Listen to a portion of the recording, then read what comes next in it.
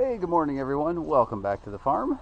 Before we get into today's video, I want to say a couple things. First, thank you, welcome to all the new subscribers that have joined the channel recently. We had crossed that 1,000 mark not too long ago, so thank you guys for that. I appreciate it. And thank you to the subscribers that have stuck with me and supported me thus far to get over that 1,000 subscriber mark. So if you haven't subscribed and you're watching this, just click that subscribe button, hit the bell icon. Got a lot of cool stuff going on. You don't want to miss it. But today's video, you can see behind me, we have our Kubota BV4160 Silage Special round baler. I had just done some service to it, and there was a couple of folks that had expressed interest in seeing sort of up close what it looks like. I guess kind of, you know, compared to whatever model you happen to be running. These are a little bit newer of a baler. They haven't been out, I think maybe it was 2015. Kubota came out, you know, they bought Kverland and they came out with their line of stuff here. So anyway, have it all opened up, so I just thought we'd kind of take a peek over it. This uses, well, I don't want to say 3, kind of 2.5 rear remotes, and it has a plug here for lights. It has lighting kit on the back, and then of course there's wires that go up into the cab to power the monitor and the monitor itself, to power the computer on the baler. So that's kind of that mess. Jack stores away underneath there, and we walk right sort of into the net wrap system here. I like kind of how it's tucked in here. It can be a little bit of a pain sometimes to reach in there when you're first feeding it in. I find doing it from one of the sides, you just got to get a little bit of a tail on it, and then it'll start without an issue. But here's sort of the net wrap system. I don't know how this kind of compares to what you guys might be running, but that's kind of what that looks like. Moving on down here to the pickup. It has a pretty wide pickup on it. I don't actually remember what the exact width is, but it has a pretty good pickup on it. Of course, these guards are adjustable, and then down in there, the forks are down right now, but there is a fork feeding system as well. Those forks pop up out and help feed everything in. And then of course, whoops, I just banged your head. And then we have our little stub augers on the side to help feed stuff towards the middle. This baler is 4x5 is what it'll do. I run 4x4s in it, but it'll do 4x5. So around the side here, net wrap adjustment.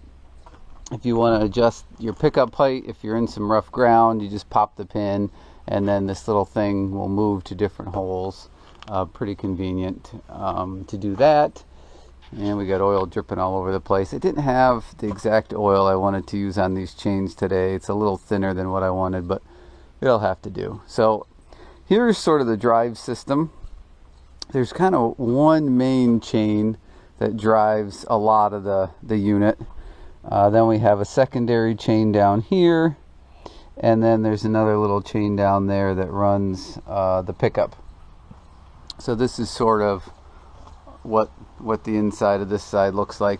If you had twine, this machine's net wrap only. If you had twine, your twine boxes would be in this area here. So I guess that's one of the advantages of not having the twine, is that this stuff is a little bit more exposed. So but yeah, so that's what this side looks like. Coming around to the back, have sort of this bale kicker chute thing, whatever the heck you want to call it, to bale ramp, I guess, to kind of help kick the bales out. This is what the inside looks like. Again, you can't really see the feeding forks too well because they're down at the moment, but they're down in there. And there's the rollers and the belts. Belts are pretty thick belts. So that's sort of the inside of the chamber. And then moving on to this side, this is where you can store net wrap. This machine will technically hold 3 rolls. You'll have one in use, and then you can have 2 here. I had already plucked the lower one. I mean, it's nice having the 3, but I have to say that depending on where you're standing, it can be kind of a pain to get these upper ones up there if you're sort of standing downhill when you're putting them on there. But it's nice that there's room for the 2 there. So that does block a few things, not really a lot, but there's a couple of grease fittings back in there to access. And then this side has a couple more little chains that run some of the rollers and things like that. So but overall, that's sort of what the inside of the machine looks like here. Just kind of a short video for guys that would like to compare what their units look like. I could show you the monitor here quick. I think it's actually still on because it does not turn off. Oh, I don't know if I'll be able to show you anything or not. Hang on. See if it'll... Okay. So here's sort of the monitor. Oh, nope, it won't let me. Well, I'll hit the home key. So you can unlock it and then a different screen comes up. It won't let me right now because the gate is open. But it has different settings for the moisture of the hay, the diameter of your bale. That's a symbol for net wrap and stuff. So it's fairly easy to use. There's a lot of different settings on it. So it's a little more complicated than the first New Holland round baler I had. That one was pretty basic. This has a lot of different options for setting.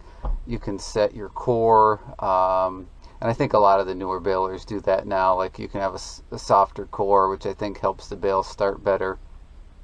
And you can actually, there's 3 layers to the bale. So you have your core, like your secondary and your outer layer, and it will let you adjust the pressure kind of for each layer. It's a little hard to explain, but I'm still learning stuff myself, but it's pretty neat. I wish the screen was a hair bigger, but I mean you can see it when you're doing it. When you're baling, it will tell you on the bottom here. It will show you your inches. There's a little bar that will increase as your bale gets bigger, so it kind of gives you a little warning, and then of course it beeps once as a first warning, and then when the bale goes, and then it automatically will do the net wrap. So that's kind of what it looks like through my dirty window with all the stuff open. Looks like it's going to take off and fly. So alright, quick video today. Again, just kind of wanted to show you the guts of the baler a little bit there. A few people were interested in that. And I'm curious how it compares to the other models out there. If you have a New Holland or John Deere, boy, those new John Deeres that came out, Northern Farmer has one, and that thing looks awesome.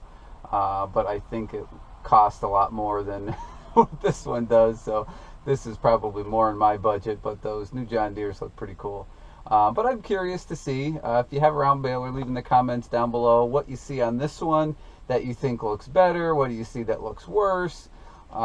Just for comparison's sake, because I haven't done a lot of round baling or been around a lot of different models, and the only other one I had was a New Holland. It was an older one, so I'm not familiar with any of the newer stuff there with New Holland. So yeah, I'd be curious to hear. So leave stuff down in the comments there. Let me know. Hope you enjoyed this video, seeing the inside of the baler. There will be more videos to come of it in the field. And thanks for watching, and we'll catch you on the next video.